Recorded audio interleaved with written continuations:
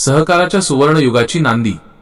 माजी आमदार रामप्रसादजी बोर्डीकर यांचा इटोली येथे दिमाखदार नागरी सत्कार। जिंतूर प्रतिनिधी परभणी हिंगोली जिल्हा मध्यवर्ती सहकारी बँकेचे नवनिर्वाचित अध्यक्ष तथा जिंतूर सेलू विधानसभा मतदारसंघाचे माजी आमदार रामप्रसादजी बोर्डीकर यांच्या भव्य नागरी सत्कार सोहळ्याने जिंतूर तालुक्यातील इटोली गाव अक्षरशः दुमदुमून गेले।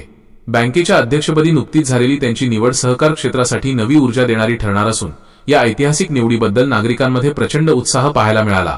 उत्साहात पार पडला सोहळा। शनिवार ऑगस्ट 22 रोजी सायंकाळी 6 वाजता आयोजित या सत्कार सोहळ्याच्या अध्यक्षस्थानी परभणी जिल्हा परिषदेच्या अध्यक्षा सौ लताबाई विजय वाकळे या होत्या। मान्यवरांच्या हस्ते दीपप्रज्वलनाने कार्यक्रमाची सुरुवात झाली। त्यानंतर परिसरातील नागरिक, विविध संस्थांचे पदाधिकारी आणि कार्यकर्त्यांनी अलोट गर्दी करत माजी आमदार रामप्रसादजी बोर्डीकर यांचा शाल, पुष्पहार व पुष्पगुच्छ देऊन सत्कार केला। सहकार आणि शेतकरी विकासाची नवी दिशा या प्रसंगी बोलताना उपस्थितांनी बोर्डीकर यांच्या प्रदीर्घ राजकीय आणि सहकार क्षेत्रातील दांडग्या अनुभवाचा गौरव केला। त्यांच्या नेतृत्वाखाली जिल्हा मध्यवर्ती बँक अधिक सक्षम होईल आणि बँकेच्या माध्यमातून शेतकरी, कष्टकरी तसेच ग्रामीण भागातील सर्वसामान्य घटकांच्या आर्थिक उन्नतीसाठी ठोस पावले उचलली जातील असा ठाम विश्वास यावेळी व्यक्त करण्यात आला।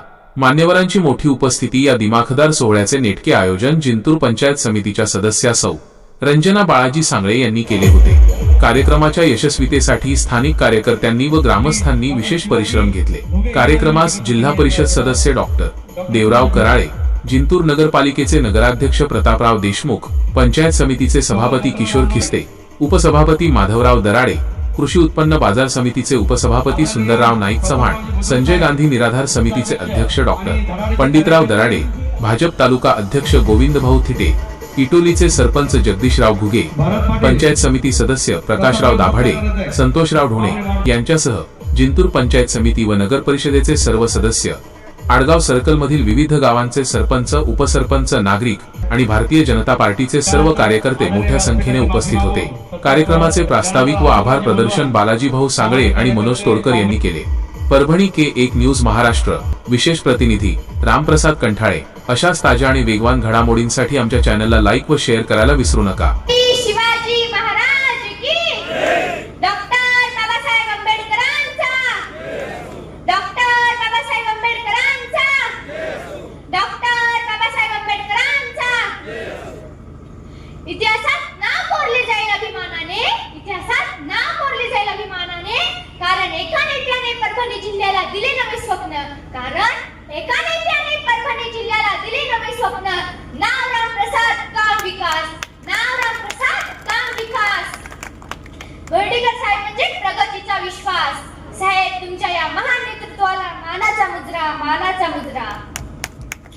आदरणीय व्यासपीठ, मान्यवर पाहुणे आणि माझ्या गावातील सर्व ज्येष्ठ नागरिक, सर्वांना माझा नमस्कार। मी संघर्षा बालाजी सांगळे, इयत्ता 6वीची विद्यार्थिनी। आज आपल्या गावासाठी खूप आनंदाचा दिवस आहे, कारण आपल्या गावात बँकेचे अध्यक्ष श्री रामप्रसाद बोर्डीकर साहेब आले आहेत। साहेब, इटोली गावाच्या वतीने मी आपले मनापासून स्वागत करते। आज तुम्ही इतक्या मोठ्या पदावर पोहोचला हे आम्हा सर्वांसाठी खूप अभिमानाची गोष्ट आहे।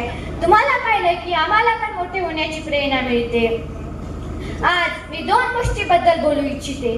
पहिली गोष्ट मुलींचे शिक्षण। साहेब, गावातील प्रत्येक मुलीने शिकावे हीच आमची इच्छा आहे। शिक्षण हेच मुलींचे खरे सामर्थ्य आहे। शिक्षणामुळे मुली स्वतःच्या पायावर उभे राहतात आणि त्यांच्या आई वडिलांचे व राज्याचे नाव मोठे करतात।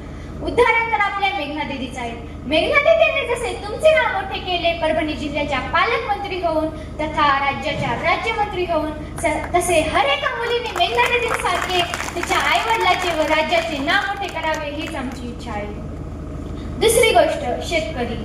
साहेब, आडगावातील परिसर हे शेतकऱ्यांचा आहे। शेतकरी उन्हातान्हात राबतो आणि आपल्याला अन्न देतो। बँकेच्या माध्यमातून शेतकऱ्यांना कमी व्याजाने कर्ज, चांगल्या योजना मिळाल्या तर त्यांचे जीवन खूप सोपे होईल। तुम्ही शेतकऱ्यांची कैवारी आहात। मी एक गोष्ट बोलते। मी 22 मार्च 2025 रोजी 10:45 रमेश काका दत्तगड यांच्या मुलीच्या रिसेप्शन मध्ये मी मेघना दीदींशी मिळाले। त्या दिवशी मी दीदींचे स्वागत केले आणि दीदींना एक विनंती केली की दीदी, माझे पप्पा आता तुमच्याकडून आले तर माझ्या पप्पावर तुमचा आशीर्वाद राहू द्या। त्यावेळेस दीदींनी खूप स्मित हास्य केले। मला खूप आनंद झाला। पण दिदीला जे मी विनंती केली ती दिदींनी पूर्ण केली. माझ्या पप्पावर त्यांनी विश्वास ठेवून माझ्या पप्पाला पंचायत समिती मतदानाने निवडून आणले. ते मला खूप अभिमानाची गोष्ट आहे. धन्यवाद दीदी. शेवटी एक बोलते, साहेब तुम्ही अशीच प्रगती करत राहा, शेतकऱ्यांची, मुलींची, गावाची मदत करत राहा.